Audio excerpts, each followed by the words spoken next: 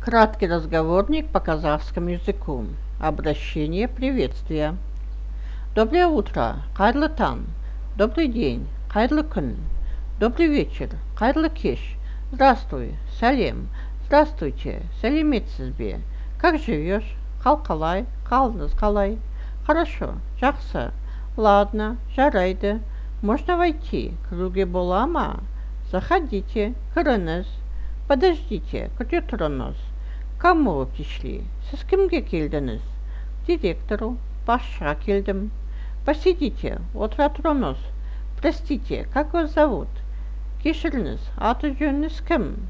Будем знакомы. Танысайық. Сколько вам лет? Нешедесіз? Мне 55, елу бестемін. Мы ровесники, құрдас екенбіз. Где вы живете? Қайда тұрасыз? Живу в городе, қалада тұрамын. Живу в деревне, ауылда тұрамын. У вас дети есть? Балаларыңыз бар ма? У меня 6 детей, 6 балам бар. Старший 35 лет, ең үлкені 35-те. Внуки есть? Немелеріңіз бар ма? Есть, бар. Жоқ, нет. У вас большая семья? Отбасыңыз үлкен бе? У меня большая семья. Мен отбасым үлкен. У меня маленькая семья.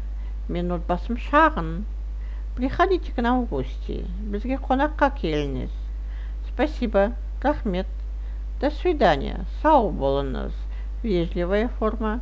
До свидания, сау бол. Невежливая форма.